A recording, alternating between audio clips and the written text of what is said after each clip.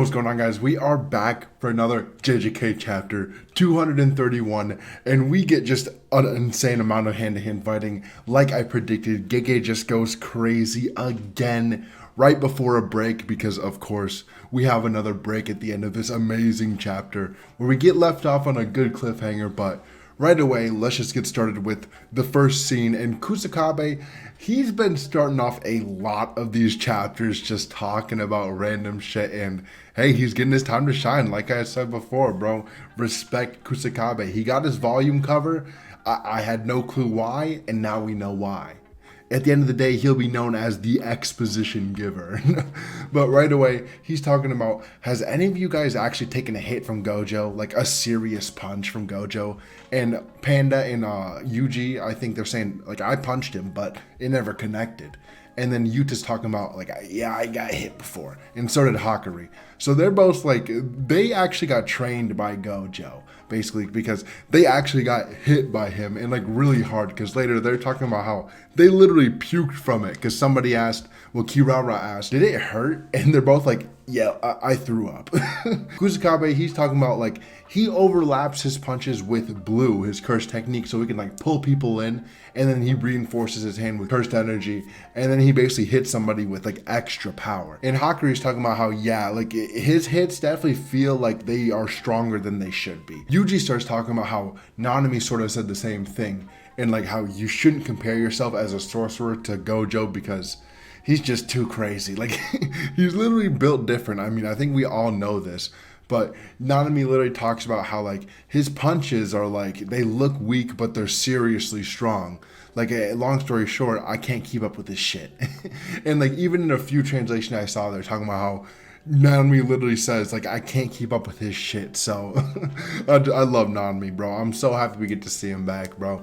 He is one of my favorite characters. The man doesn't like to work. I mean, same with most of us, but either way, they keep talking about how, like, you know, Gojo is just, like, built different, and we don't really know what he's doing. So, like, from all this, like, I was sort of confused, but later on the chapter makes sense because he's throwing simple attacks out, so Maharaga does not, like, adapt to him. So he's basically sort of like playing a game where, you know, he's trying to make sure Maharaga doesn't adapt as many times as, like, he can to actually, like, counter Limitless. And later they talk about how many adaptations that it should take for Maharaga to fully, like, be able to counter Limitless and actually be able to defeat him. But we basically continue on with the fight in this dope ass double page of, like, Gojo, like, pushing Sukuna's head through a wall, or at least, like, just running him through the ground, and he's just throwing him around the city. Like, it's sort of funny to see this happen because we've seen, like, Sukuna throw people around, like Megami and all that, but seeing Gojo just, like, whip him around back and forth a bunch this fight, like earlier when he was, like, pulling him and throwing him back and forth, like, all that stuff is just, it's so funny to see because it just, like, reminds me of, like, Avengers or some shit where there's, like, running people through fucking buildings and it's just, like, absurd. But after this, Gojo just throws Sukuna off to the side and he makes, like, a Chibaku Tensei. And this is not the end of the Naruto references because we get some more, but basically Gojo uses all, like, the rubble around them and he just, like, whips it all up together, like, with blue on Sukuna and, like, encapsulates him inside of this, like, Chibaku Tensei thing. And basically Sukuna just gets out, like, of course that's not gonna hold him. And from what it seems like, Gojo uses another blue. I'm not sure, it might just be me not knowing what the paneling is, but it looks like there's a blue above them where Sukuna's getting sucked up. At least that's what I think. But then Gojo's coming in for, like, a kick downwards, so, like, trying to, like, mess with the momentum and make the hit actually hit harder. But he sort of whiffs, and, like, the fact where I think Sukuna got scraped, but he sort of dodged it. But right at the instant where Gojo's about to hit him and Sukuna knows this, the wheel on his head turns black. And that's a hint for later on. Like, Gojo tries to swing down on him, but Sukuna does, like, a flip and then tries to hit him instead. It's like a nice little counter move. But instead, like, he misses, and then we see, like, 5 other Gojos, and we get literally Shadow Clone Jutsu, bro. Like, I think Gege might just be, like, paying homage to a few of the Naruto, like, attacks and jutsus. But right away, Gojo's gonna have all of them go and attack Sukuna at once. But it seems like Gojo sort of messed up where Sukuna's like, oh, it's this one. And he goes like, oops. Because I think he might have, like, messed up with his cursed energy. Like, he might have been outputting too much himself. and the clones were outputting enough where he maybe could have played a trick on Sukuna if he maybe like made one of the clones like seem like the real body, but he didn't here. He sort of just messed up and he gets hit, but he blocks it. So like it mitigates the damage a little bit. But he gets flung away and he like lands on top of this stoplight. We get this cool scene of him looking sort of like Spider-Man just sitting on top, and Sukuna's just standing there and they're waiting. It's like a Texas standoff where like we see the leaf fall down and then it lands and then they both like shoot or something like that. But we cut to the visitation area with all of our boys. And I don't know who's saying this, but they're talking about the meaning of the ritual for summoning Maharaga is like balance, where like things have to be perfectly balanced and circulating, something like that. And Maharaga only adapts after being attacked, and then the wheel spins. So we see the wheel over Sukuna's head spin at this time. So he's basically had enough like attacks like thrown at him from Gojo that he's able to adapt a little bit to limitless, and I guess to blue and whatever else he threw at him. But everybody else, like Kusakabe and Higuruma, they're like, oh, the wheel spun. Like, did it adapt? And like, I mean, the wheel spun, of course it adapted. But we see this really like a weird thing of in Gojo's head where I'm not sure if it's the translations, because I'm reading on OP scans because they uploaded it first, and TCB will probably have better scans and better translations because I usually trust them more, but OP scans does pretty good. But Gojo basically talks about how like when he touched me with domain amplification, Maharaga's wheel turned black. And we know that he's only keeping his domain amplification up, I think, when he gets hit by Gojo. I'm not sure, because when he was about to get hit, the wheel turned black and that was him using his amplification, at least from what these translations are inferring. But obviously I might not be right. I'm not an expert. I'm just a guy that likes to talk about shit. But either way, he's talking about how like I'm almost certain that the adaptation was stopped at that time. Also, if you guys are enjoying the JJK content, want new chapter reviews each week and more JJK videos, just please subscribe. I'd really appreciate it. Back to the video. So when he uses his domain amplification, Maharaga's adaptations like stop. So that's interesting because they talked about how like when he was using the adaptation, he couldn't use his other curse techniques. So there's definitely like some hard limits and like caps on this like power of just like Maharaga and its adapting, where you can't just do whatever you want while the abilities of adaptation are happening. So it's sort of just an interesting way to sort of like keep it in check and sort of have the power not be super OP, even though it is, I mean, super OP. But if he could use his domain amplification and his curse technique and all that stuff while Maharaga was activated, it probably would be a little bit too much. I mean, there's just like, the story has very hard limits and hard rules. So Gege is definitely adhering to that in this fight, even though they basically talk about later how in this fight, the impossible is possible.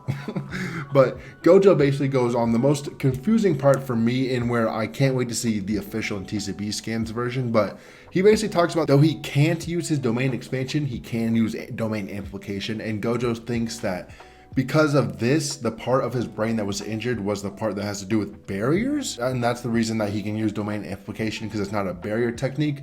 While like Mayamura on Twitter, his leaks are pretty good and his translations are really good, but his says something like the part of Sukuna's brain that was damaged was a part that has to do with domain expansion and not amplification. So this part's super confusing. I mean, anybody, you guys can let me know what you think about this. In a few days, it'll probably be more cleared up on the translations and stuff, but let me know what you guys think about this, because this is sort of just confusing the way that they're wording it, to me at least. But it sort of makes sense, because if the part of his brain that was damaged has to do with barriers, that means that domain amplification has nothing to do with barriers, because he's doing a domain amplification right now and not a domain expansion. At least that's what I'm getting out of it.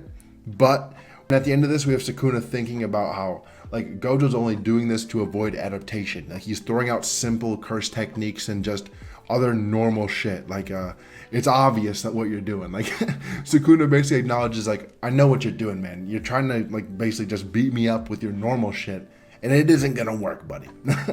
But either way, the light that Gojo is standing on turns from red to green, and then the fight continues again. And I just think that's an awesome like detail that just, it's just beautiful, bro. Like in the anime, like I said before, this part will go so crazy, bro. But either way, they start fighting again, and Gojo uses like the light post he was standing on, and he like grabs it with his like gravitational powers, because he can just use his blue to like grab shit and throw it around, but he like grabs it from a distance and tries to swing it at Sukuna, but instead Sukuna like grabs it and just swings it at Gojo instead, which I think is just so badass, because Sukuna's like, bro, what are you doing? And like just grabs out of the air and fucks him up with it. But we cut, and this is just like, I mean, it's just this fight. We're cutting back and forth from the boys and stuff, but we have, I think, Mei talking about how Maharaga's not coming out. Like, didn't it adapt to Infinite Void? Like, shouldn't it be, you know, stronger than Gojo at this point? But Hakari, he's like, for the limitless attack, like, doesn't that mean it has to spin a few more times? Like, just because it's like, it's limitless. Like, there's a lot of shit that you have to get through and at least adapt through to get the full adaptation to be stronger than all of Limitless. And it's just interesting that it has to spin several times, because like, I mean, I guess Limitless is actually limitless, but like against Sukuna in Shibuya, like he threw out one of his slashes and it completely like was able to like see it and like ignore it basically. Like it didn't even bother him. And then after he uses his other attacks, like it kept like adapting, and it's like it was one attack after another, which is really easy for him to adapt to, I guess. But what is the interesting part here is like he's gonna have to adapt a few times to the same type of attacks, which is, I guess it's just interesting to see how like Maharaga can adapt to any phenomenon, but this phenomenon is gonna take a few times to be able to adapt to. But we have Kusakabe, he's ending this, he's talking about how that might be the case, it might need to spin multiple times, but for them, the impossible is possible, like I was talking about earlier. Like, these guys are like just built different, but from what we see here, we cut back and we see Gojo and Sukuna, and there's like a walk, like stop sign, and the sign goes like walk, and we just see them walking around town, and like that's what I'm guessing they're doing. And then Gojo like jumps off a bridge, he's talking about like, aren't you noticing you're gonna need like 4 spins to be able to adapt to me? Like, you need 3 more, dude. Like, you're gonna need some more spins, and I'm gonna keep outplaying you at this point. But they landed, like, this is another like cool ass panel of them just standing next to each other walking. And then we cut to everybody else, and they're like, oh shit, like we were sort of right. And Yuji's like, 3 more? Like, all that fighting was like 1 spin for like Limitless, I guess, because he already spun the wheel earlier against Infinite Void, so maybe those are 2 different like phenomenon, and I mean they are 2 different phenomenon, 2 different abilities, but it's interesting that he has to adapt to not only Infinite Void, but also Infinity, and then probably his blue and his red and his purple. So he can't really pull out Maharaga because it'll get one-shotted by purple or red. So he has to keep it in the shadows and probably just tank those abilities himself. But we'll see another time, I'm probably sure. And Sukuna's talking about how, oh, it's the countdown for that smirk on your face to like be gone. And then Gojo gives this like super big dumb smile, and he's like, bro, we've both been smiling this entire time, and you gotta acknowledge that. Everybody can acknowledge that they have been having so much fun in this fight. And like, even in this chapter, it's just raw hand-to-hand combat, and I bet Gojo is loving this. He's never had an opponent, at least to this like level. Like Toji was different because Gojo was like in an incomplete version as a teenager, and he sort of ascended to be even stronger than Toji. So that's like a different thing, where now Sukuna is on the same height as Gojo in his prime right now. I mean, maybe he's not in his prime because a few more years maybe he'd be even stronger, but he's basically in his prime right now, and he loves this, man. Sukuna too, he's never had an opponent like this probably ever. I mean, at least in like tens of thousands of years. I'm not sure how long ago it was, but either way, they both are just loving this fight for sure. And we have Gojo, he's talking about, I'm gonna kill you before those 3 spins though. And we cut to see the end of the chapter, and we have Angel saying like, did he forget about Megumi? And Yuji's like, maybe. And we have Kashimo at the end of this, and he's talking about, it's okay if he forgets him. Like, this dude's doing awesome shit right now. And that's just so cool, because I'm pretty sure this is Kashimo actually like acknowledging Gojo as someone that can fight Sukuna like in his stead, but he still wants to fight Sukuna, obviously. But for sure, this is him like saying, yo, this dude Gojo is like nothing to be messed with, and he's actually pretty like fucking strong. Like, I might not want to fight him, I just want to get my grudge out of the way with Sukuna. But we have somebody yelling like, no, it's not. And I'm pretty sure that'd be Angel or Hana. She's just basically saying like, no, don't kill Megumi. He's my love. And I love that, bro. But that's the end of the chapter. We do have a break next week, I'm pretty sure. And that's just That's just sad, man. But either way, the start of round 2 has like been crazy. Like this is awesome. I mean, we had some sort of like hints of this earlier in the round 1 where they were throwing some hands, you know, back and forth, but this one was straight just like raw. And I think this is one of the better hand-to-hand sequences we've had just like in this fight, but I think we're in store for even more because Gojo, he's getting more cocky. He's like, I'm gonna kill you before those 3 spins. He was talking about last chapter, like, my students are watching, like, I gotta look cool, man. So he's still ready to do some shit, and I think he's holding back something. And I think Gojo still has some more hidden powers and stuff, and Sukuna definitely does too, but he can't really use them right now, and I think that's because of Maharaga. And people are always like, you know, Sukuna's not using his abilities because he's like taking Gojo as a joke. I mean, from this chapter and from last chapter, it sort of seems like he's not using his other curse techniques and his other abilities because he can't. I mean, just because of Maharaga and then now his burnt out brain and all this stuff is like just not really letting him go out to his fullest. So maybe later we'll see him put away the wheel, put away the adaptation because he's already adapted enough, and then fully start going and like opening up that black box technique, and we finally get to hear what was actually said, because I'm pretty sure that black box is just like a censorship, like instead of like what he actually says.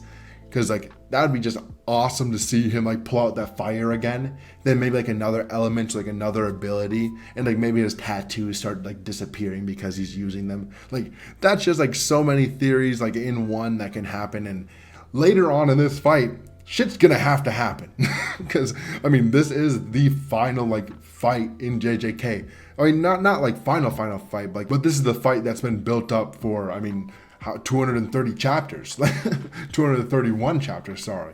I mean, it's just been going and going, the idea of Gojo versus Sukuna for all this time, and we had him sealed, we came back, and now this is around the climax of the story. I think we're still definitely building up, because the end of this fight, and I mean, the rest of the fights that are going to happen in this arc, I mean, that need to happen in this arc, like we cannot have Kenny and Urame doing nothing, especially since he was supposed to be like erasing the other sorcerers or getting rid of the other sorcerers. Like Kenny's got to definitely be doing something. And the theories about him going after like Nobara at Jujutsu High, like those are definitely like serious, like what might actually happen. Like maybe Kenny goes, takes her body and all that stuff, comes back to the fight, because we need to see these guys come into this fight sometime. But we got to get done with this fight. And I think we got 4, 5, maybe 6 more chapters of this fight left. I would be surprised if it went farther than 10 more, but I also would not be like, I wouldn't be sad, because I mean, believe me, this is my favorite fight so far in the story. Just the 2 personalities of Gojo versus Sukuna, just, it's awesome. But let me know what you guys thought about this chapter, because lots of theories can come off of this one, like the end of every single chapter of JJK. There's just so much shit that can happen and so many ways that Gege can mold this story, because he definitely does some shit that is out of pocket.